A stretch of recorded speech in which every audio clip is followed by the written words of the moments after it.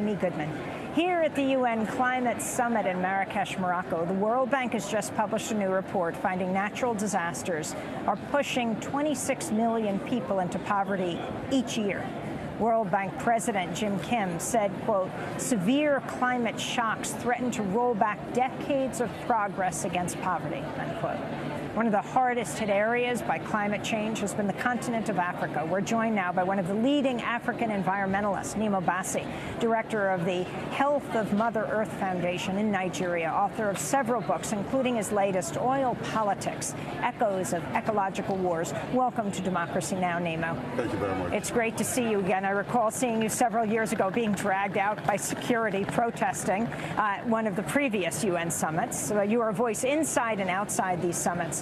Well, we're speaking now when the president-elect of the United States, Donald Trump, has, by all accounts, threatened to pull out of the UNFCCC, the United Nations framework on climate change. Can you explain what that is and the significance of this? I would only hope that this doesn't happen, because the world has just been celebrating the fact that many countries came together to agree on the Paris Agreement, which I don't agree with, but which showed a sense that at least most countries agreed that this was something that needed to be tackled.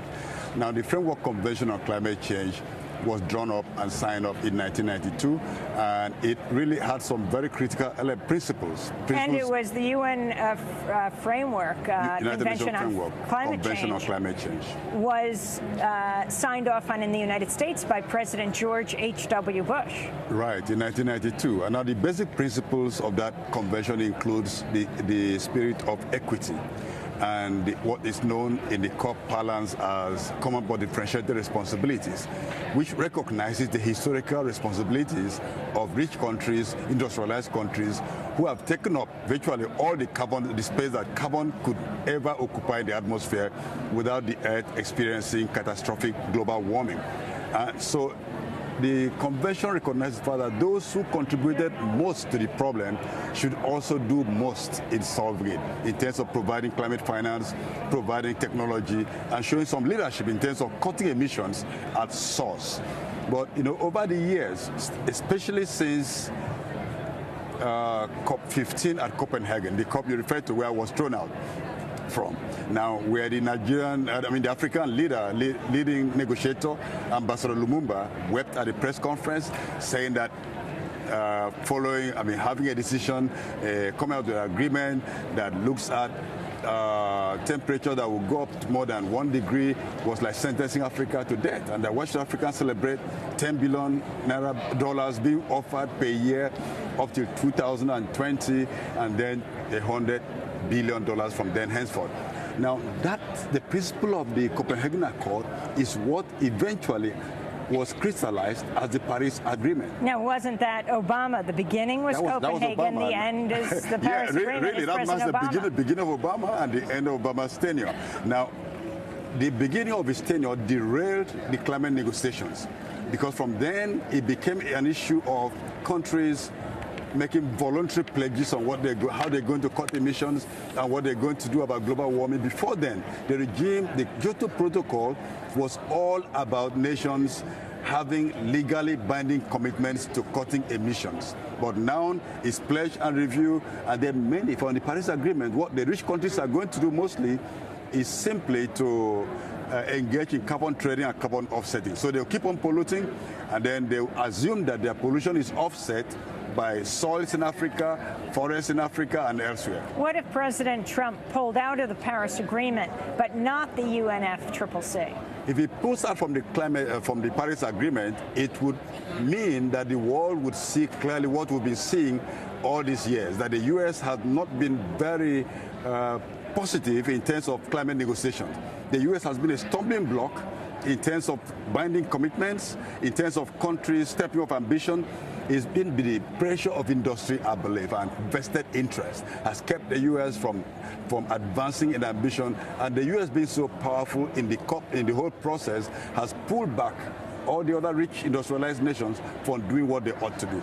So if Donald Trump pulls out of the Paris, the U.S. pulls out the Paris Agreement, it will now show that, look, the world, now you don't have the major force that will be keeping you from showing some ambition, so you can begin afresh to do something that will help the world. But if the U.S. pulls out of the United Nations Framework Convention on Climate Change, it means that this is a very hard day for the world, because then there will be, it would put the whole exercise into extreme jeopardy.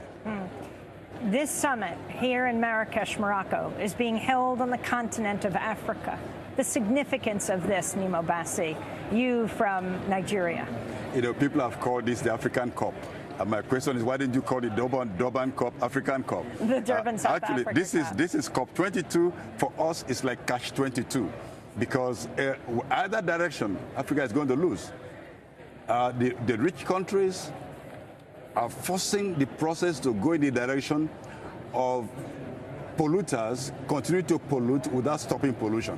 And if polluters continue to pollute, no matter how much money anybody makes from carbon trading, from carbon offsetting, like reducing emission from deforestation and degradation and all the other marks of market environmentalism, is not going to add up to actually reducing the amount of carbon in the atmosphere, which means the temperature is going to rise. Right now, countries have put on the table what they call nationally determined contributions.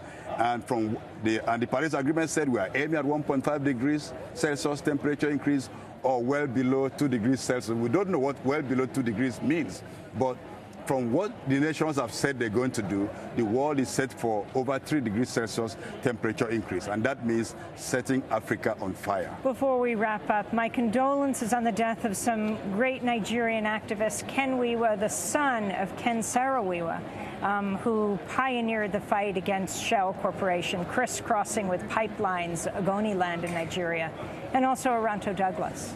Oh, yes.